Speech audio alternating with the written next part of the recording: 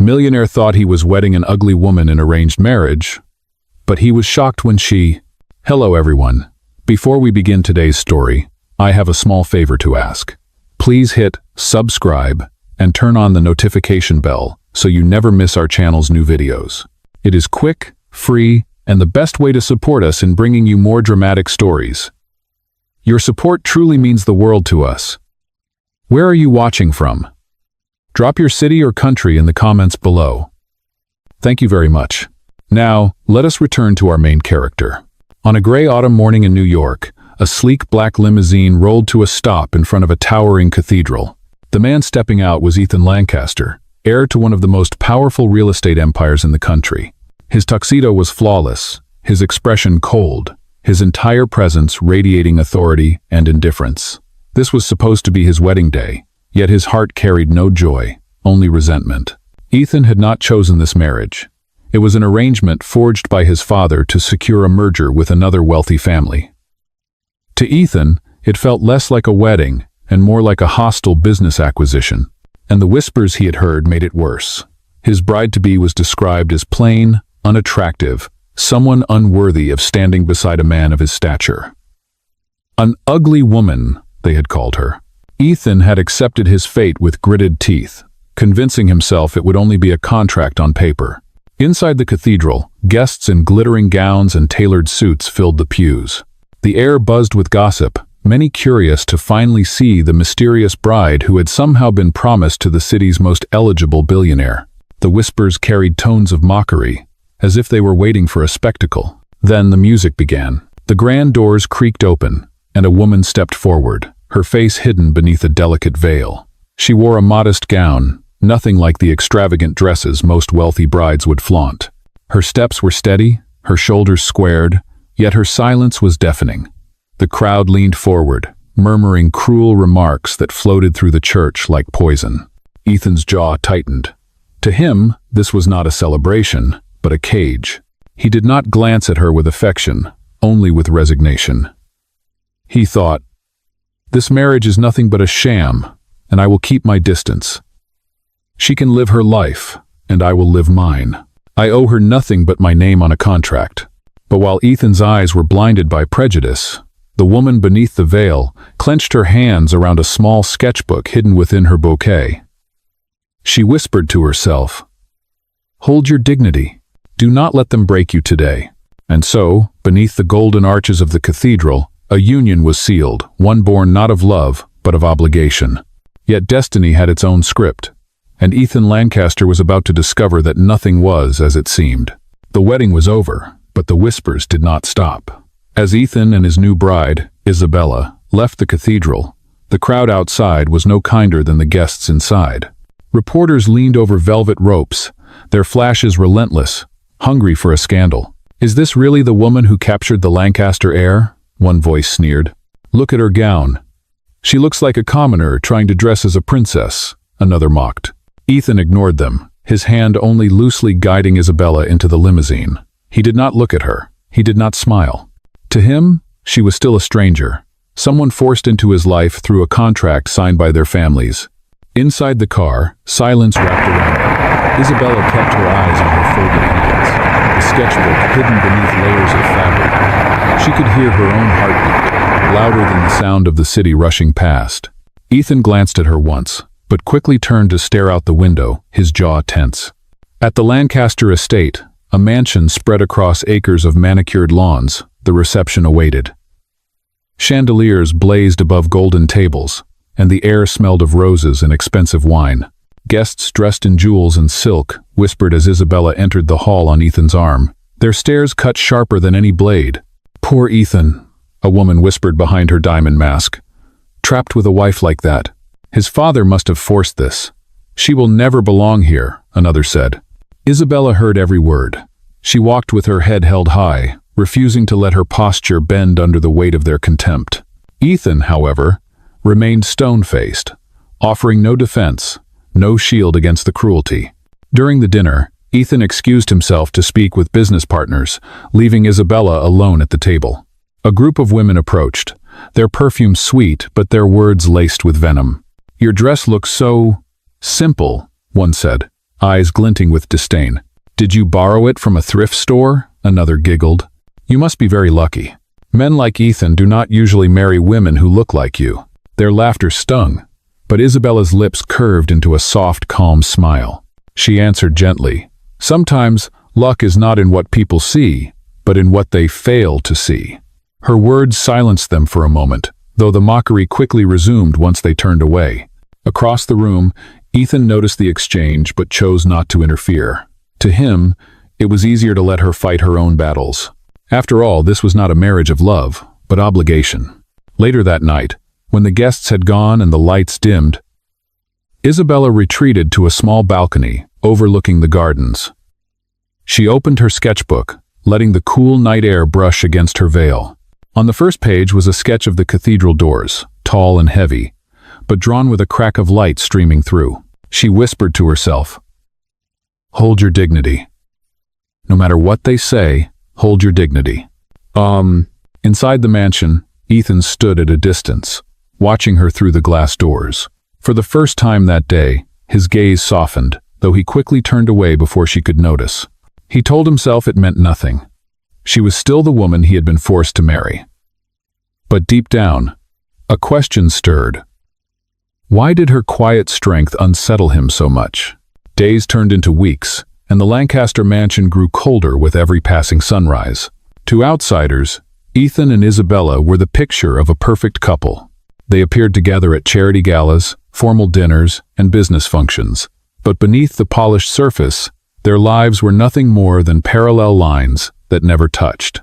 In the mornings, Isabella often sat alone at the long dining table, the silverware polished and the plates untouched. Ethan would come downstairs dressed in tailored suits, his phone pressed to his ear, already absorbed in business deals before the day even began. He would nod at her politely, but the nod carried the weight of distance, not affection. "Good morning," she would say softly. "Morning," he would reply, his voice flat, his eyes already drifting away. At night, Ethan worked late in his study, leaving Isabella to wander the mansion's endless halls in silence. She spent hours in a small library tucked into the corner of the estate, filling her sketchbook with drawings of places she longed to see. A crowded marketplace filled with laughter, a quiet cafe by the river, a home that felt warm, not grand. One evening, Isabella was setting a tray of food outside Ethan's study door. She knocked gently. "You have not eaten all day," she said. There was no answer, only the rustle of papers and the low hum of his voice on a call. She left the tray and walked away, her heart heavy. Hours later, when she passed by again, the tray was still untouched. Despite his coldness, Ethan could not ignore her presence completely. Sometimes he would walk past the library and catch a glimpse of her bent over her sketchbook, the lamplight soft against her face. He never lingered long enough for her to notice, but something in her quiet determination stirred an unease in him. At social events, Isabella continued to be the target of whispers. One evening, during a charity banquet, a wealthy socialite leaned close to Ethan and said, "It is such a shame, Lancaster. A man of your status saddled with such a dull wife." Ethan did not respond. He simply sipped his drink, his face unreadable. Isabella heard the remark, but she did not flinch. She excused herself gracefully, leaving behind a silence that unsettled the socialite more than any defense could have. Back at the mansion, Isabella's strength began to show in small ways. She spoke with the staff kindly, remembering each of their names, listening to their stories. She helped the gardener plant roses near the fountain, her hands stained with soil, yet her smile calm. The mansion, once cold and lifeless, began to carry faint traces of warmth wherever she walked. But for Ethan, the walls of distance remained. In his mind, this marriage was still nothing more than an arrangement, a contract binding two families. Yet at night, when he stood alone on the balcony, staring out over the city skyline, he could not erase the image of Isabella's steady eyes and her quiet resilience. She was supposed to be invisible to him. She was supposed to be insignificant. And yet, piece by piece, she was unsettling the fortress he had built around his heart. The icy routine of their marriage was broken one rainy evening. The sky over Manhattan cracked with thunder, and the downpour turned the city streets into rivers of silver. Ethan had been delayed at the office, and Isabella waited alone at the mansion. Hours passed, and worry gnawed at her despite her efforts to stay calm. When the sound of tires screeched in the driveway, she hurried outside, umbrella in hand. Ethan stepped out of his car. His suit soaked, his hair dripping with rain. He looked exhausted, his eyes shadowed from the endless meetings. Without a word, Isabella raised the umbrella over his head. "You will catch a cold like this," she said gently. For a moment, Ethan stared at her. The concern in her voice was quiet but genuine, something he was not used to. He almost wanted to thank her, but the walls around his heart forced him to look away. "I am fine," he muttered, brushing past her. Later that night, Ethan returned to his study, only to find a cup of warm tea on his desk. He frowned, knowing Isabella must have left it there. He reached for it, hesitated, then finally took a sip. It was the first time in weeks that he felt the tension in his body ease, even if he would never admit it aloud. Days later, another moment disrupted their distance. The Lancaster family hosted a luncheon with international partners. Isabella had been asked to attend, but Ethan doubted she would survive the scrutiny. He expected her to falter, to embarrass herself. Yet as the meeting unfolded, Isabella surprised him. When one of the guests made a cutting remark about her plain appearance, she responded not with anger, but with a calm intelligence that silenced the room. She shifted the conversation to art and architecture, her voice steady, her knowledge sharp. The partners listened, intrigued. Ethan sat beside her, hiding his surprise. Afterward, as they walked back to the car, he finally spoke. "Where did you learn all of that?" Isabella looked at him, her eyes unwavering. "I read, I listen, I observe. Just because people dismiss me does not mean I have nothing to say." Her words lingered with him long after the car pulled away from the venue. That night, Ethan passed by the library and noticed her sketchbook lying open on the desk. He should have walked away, but something drew him closer. The pages were filled with delicate drawings, city skylines, gardens, portraits of faces full of life. At the very end, he found a sketch of the cathedral where they had wed, light streaming through the heavy doors. Ethan's chest tightened. This was not the work of someone insignificant. This was the work of someone who saw beauty in places others ignored. He closed the book quickly, ashamed for intruding, but the images burned into his mind. The next morning, when Isabella greeted him at breakfast, he almost spoke, almost thanked her, almost apologized, but the words caught in his throat. Instead, he simply nodded. The coldness in his voice slightly softened. For the first time since their marriage, Ethan Lancaster began to see Isabella not as a burden, not as a stranger forced into his life, but as a mystery he had misjudged. And that realization unsettled him more than he cared to admit. The fragile balance between Ethan and Isabella shattered one evening when the past came knocking. The Lancaster family hosted a grand gala at their estate, inviting politicians, business magnates, and social elites. Crystal chandeliers glittered above the ballroom, and violins sang over the hum of polite conversation. Among the crowd was Cassandra Hale, Ethan's former fiancée, a woman of striking beauty and polished charm. She glided across the marble floor in a crimson gown that caught every eye. When her gaze landed on Ethan, she smiled, a mixture of longing and triumph. "Ethan," she purred, placing a manicured hand on his arm. "It has been too long. I see you have settled." Her eyes flicked dismissively toward Isabella, who stood quietly at his side. The words stung, though Isabella did not react. She kept her posture calm, her face unreadable, but inside, her heart clenched. Cassandra's voice carried through the hall, loud enough for others to hear. "I must admit, I was shocked when I learned of your marriage. Of all the women you could have chosen, you ended up with this?" A ripple of cruel laughter spread among the onlookers. Isabella's cheeks burned, but she refused to lower her head. She clasped her hands around the sketchbook she had tucked into her purse, whispering silently to herself, "Hold your dignity." Ethan stood frozen, his lips parted, as if he might defend her, but his pride chained him in silence. His failure to act cut deeper than Cassandra's words. Isabella glanced at him, her eyes filled with quiet pain, and in that moment she realized he would not protect her. Later that night, when the music faded and the guests departed, Isabella walked out onto the garden terrace. The moonlight silvered her veil, as she opened her sketchbook and drew the ballroom a stage of mockery where she had been humiliated. Tears blurred the lines on the page. Ethan found her there, her shoulders trembling. He approached, his voice low. "Isabella, She turned sharply, her voice steady but edged with sorrow. "You said nothing. You let them laugh at me, as if I was less than human. Do you know what that felt like?" Ethan's chest tightened, but he could not find the words to defend himself.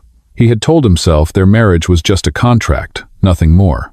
But seeing her broken composure, he felt a weight of guilt he had never known before. "Perhaps this was a mistake," Isabella whispered. She closed her sketchbook and stepped past him, her gown brushing against the stone floor. "If I must endure this alone, then I will. I do not need your pity, Ethan. I only wanted your respect." Her words struck like a blade, leaving Ethan standing in silence beneath the cold night sky. For the first time, he realized that his indifference had not only wounded her but had also revealed the hollowness within himself. As Isabella disappeared into the mansion, Ethan clenched his fists. The echo of Cassandra's laughter and Isabella's trembling voice collided in his mind, stirring something he could no longer ignore. This marriage may have begun as an obligation, but the cost of his silence had become too high. Something had to change. The days after the gala were heavy with silence. Isabella kept to herself, retreating into the library or the garden, sketchbook always in hand.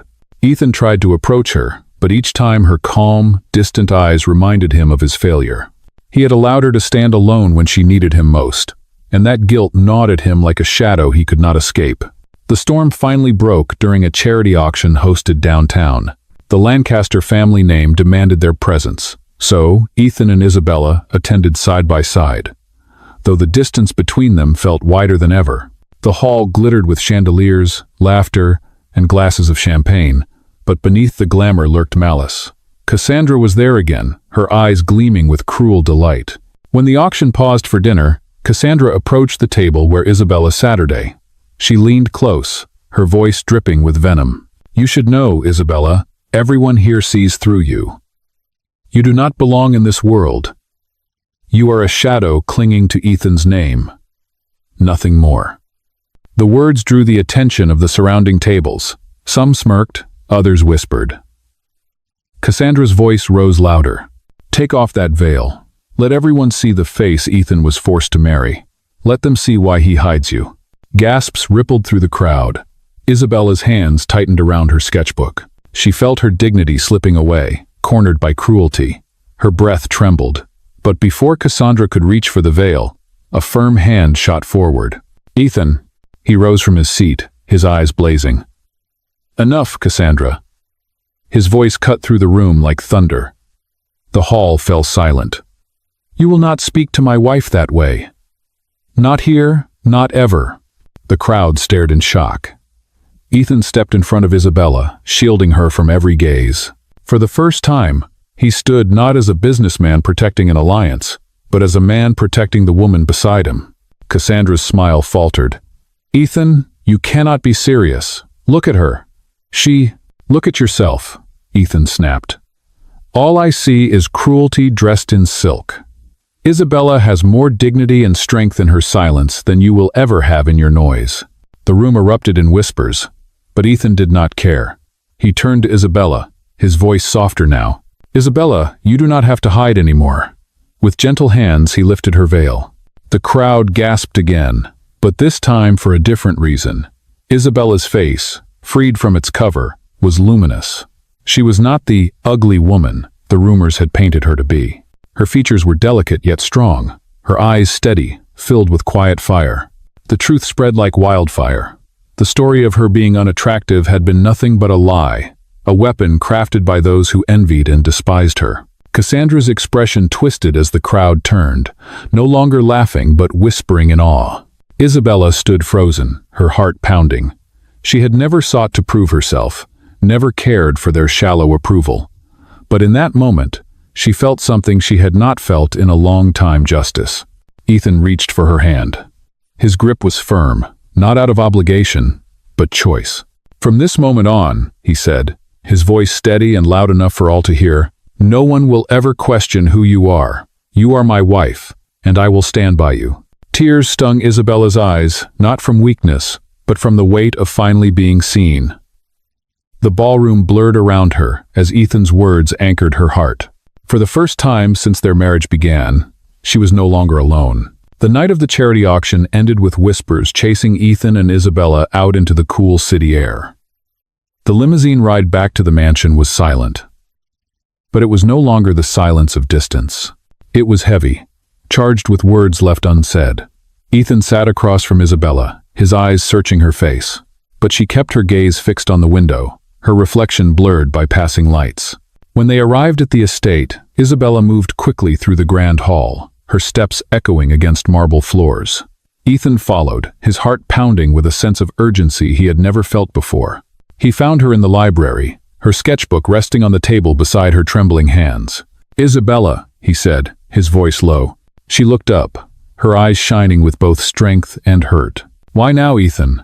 Why defend me tonight, when you left me to be humiliated before? Do you think one act of courage erases weeks of silence?" Her words cut him deeply, but he did not turn away. He stepped closer, his tone steady. "You are right. I failed you. I let my pride and fear blind me. But tonight, when I saw them trying to tear you apart, I realized I could not stay silent any longer. I cannot watch you stand alone." Isabella's chest rose and fell, her breath uneven. "Do you mean that? Or is this another performance to protect your family's name?" Ethan shook his head, his voice breaking with honesty. "No, this is not about contracts or appearances. This is about you. I see you now, Isabella. I see your strength, your dignity, and the light you carry even when the world tries to crush you. I was a fool not to see it sooner." She turned her face away, fighting the tears threatening to fall. "I want to believe you, but my heart cannot forget the nights I faced their cruelty alone while you stood silent. I will not be someone's charity. If you are only offering pity, I do not need it." Ethan reached for her sketchbook and opened it carefully, his eyes tracing the pages filled with beauty and resilience. He stopped at the drawing of the cathedral doors, light breaking through the heavy wood. He lifted his gaze to her, his voice thick. "These drawings, they are not the work of someone weak. They are the vision of someone extraordinary. Isabella, I do not pity you. I admire you." For the first time, her eyes flickered with uncertainty. Her walls wavered. She had endured so much doubt, so much judgment, that her instinct was to protect herself. And yet, standing before her, Ethan's sincerity pressed against the barriers she had built. "Still," she whispered, "words are easy, Ethan. Actions are what matter." "Oh," he nodded, stepping back slightly, giving her the space she needed. "Then I will show you. Whatever it takes, I will prove to you that I am not the man who stood in silence. I am the man who will stand beside you." Isabella closed her sketchbook gently, her fingers brushing over the cover. She did not answer right away, but the silence carried a different weight now. It was not rejection, but hesitation. The first crack in the wall of mistrust had appeared, and for Ethan, that was enough to ignite hope. That night, as she retreated to her room, Ethan stood alone in the library, staring out into the dark gardens. For the first time in his life, business deals and family expectations meant nothing. All that mattered was the woman who had been dismissed as ugly, yet had shown him more strength than anyone he had ever known. Ethan Lancaster had begun to fall, and this time, there was no contract holding him back, only his heart. The days following Ethan's confession were filled with an unspoken tension. For the first time, Isabella allowed herself to see glimpses of change in him. He lingered at the breakfast table instead of rushing out with his phone glued to his ear. He asked about her sketches, not out of politeness but out of genuine interest. And when she walked through the halls of the Lancaster mansion, she noticed his gaze following her, not with indifference, but with something softer, almost protective. But the world outside their walls had not grown kinder. Rumors continued to spread, fueled by Cassandra's spite and the whispers of those who envied Isabella's sudden position. The lie of her being unworthy still clung to her name, staining her reputation. Isabella told herself she did not care. But the weight of the stares and the cruel words pressed heavily on her heart. The breaking point came during a press conference arranged to announce a major business merger. Cameras flashed as Ethan took the stage, his presence commanding, his voice confident. Isabella stood at his side, her posture calm but her chest tight. In the front rows, reporters whispered, their eyes not on Ethan's words but on her face. One reporter stood and asked with a smirk, "Mr. Lancaster, there are rumors circulating that your marriage is nothing more than a contract. Some say your wife hides behind her veil because she is ashamed. What do you say to that?" The question struck like a blade. Gasps rippled through the room. Isabella's hands clenched at her sides, her sketchbook pressed tightly against her chest. She felt every eye on her, waiting for Ethan to dismiss her once again. But this time was different. Ethan stepped forward, his voice steady and powerful. "You are wrong," he declared. The room fell silent. "This marriage is not a contract. It is not a facade. And my wife does not hide because she is ashamed. She has nothing to be ashamed of. If anyone should feel shame, it is those who mocked her, those who spread lies to tear her down." Murmurs spread through the crowd. Ethan turned to Isabella, his eyes unyielding. "Isabella Lancaster is my wife. She is the strongest person I know, and she has stood with dignity while the world tried to break her. Today, I stand for her." He reached for her hand and lifted it high before the cameras. "You wanted a statement? Here, it island. I will not allow anyone to speak of her with cruelty again." The cameras erupted in flashes. Reporters scrambled to capture every angle. For the first time, the world saw Ethan not as the cold, untouchable billionaire, but as a man defending the woman beside him with conviction. Cassandra, who had positioned herself among the guests, paled with fury. Her carefully spun lies unraveled in an instant. The same crowd that once laughed at Isabella now murmured in admiration, their gazes shifting from scorn to awe. After the conference, when the lights dimmed and the cameras were packed away, Isabella turned to Ethan, her voice trembling. "Why did you do that?" His answer came without hesitation. "Because it was the truth, and because I could not bear to see you carry this weight alone any longer." She lowered her eyes, her heart caught between disbelief and hope. "The world will not change overnight, Ethan." "No," he admitted, "but I will. And I will make sure they see you for who you truly are. A Bren." Isabella clutched her sketchbook tighter, her fingers brushing over the page with the cathedral doors drawn wide open.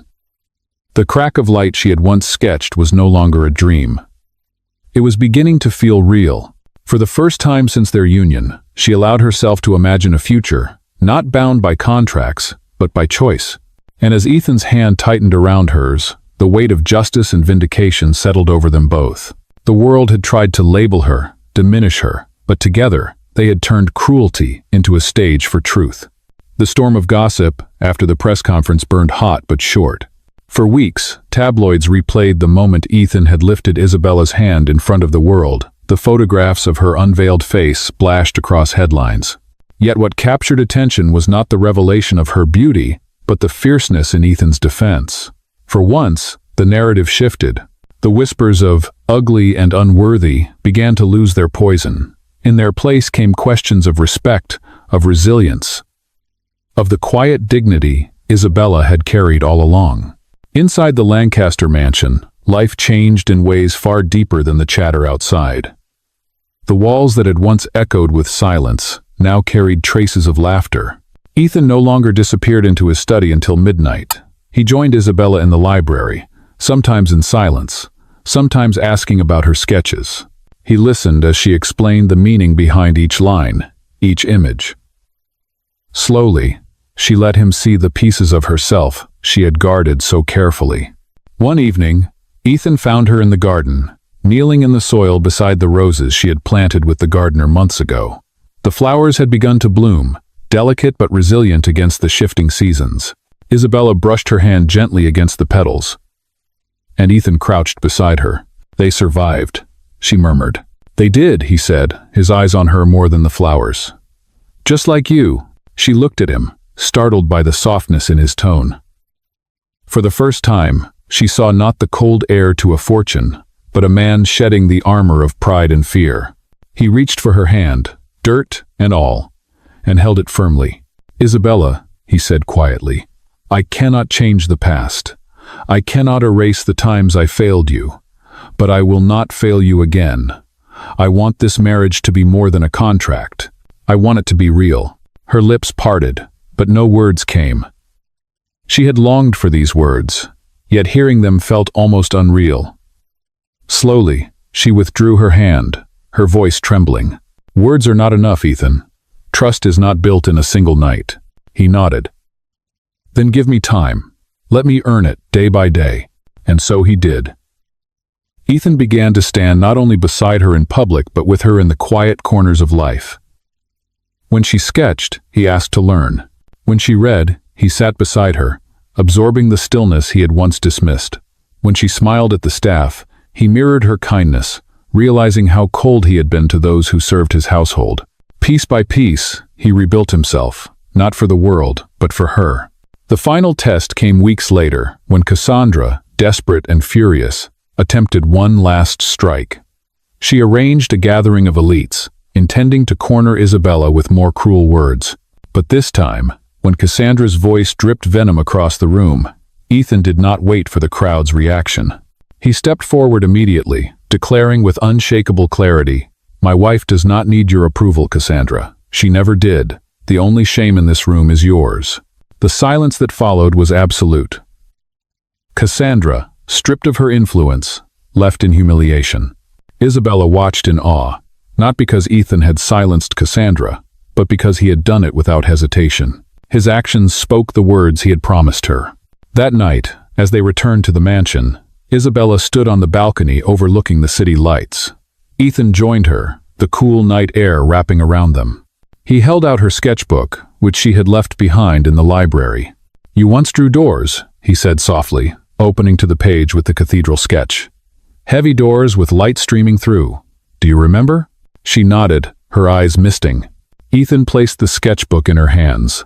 "That light. It was always you. You walked into my life when I could not see it, and you changed everything. Isabella, I do not want a marriage of convenience anymore. I want a marriage of choice. My choice. You." Her breath caught. He knelt then, not with the arrogance of a billionaire, but with the humility of a man who had finally learned the value of love. "Isabella, will you stay with me not because of obligation, not because of family, but because we can build something real together?" Tears slipped down her cheeks, but her smile broke through. She whispered, "Yes, Ethan, I will." He rose, pulling her into his arms, and for the first time, their embrace was not a facade, but the beginning of something true. Months later, they stood once more in a cathedral, but this time by choice. No contracts, no business deals, no whispers of obligation, only vows spoken with sincerity. Isabella walked down the aisle without a veil, her beauty radiant and her dignity shining brighter than any jewel. Ethan's eyes never left hers as he vowed, "This time, I take you as my wife not because I must, but because I cannot imagine life without you."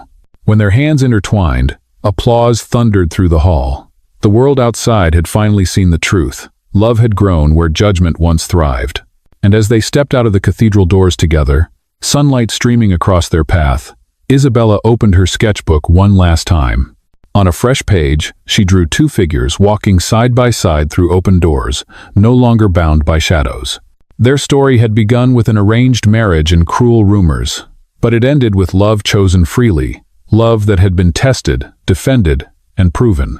For Ethan and Isabella Lancaster, the contract was gone. What remained was a promise sealed not on paper,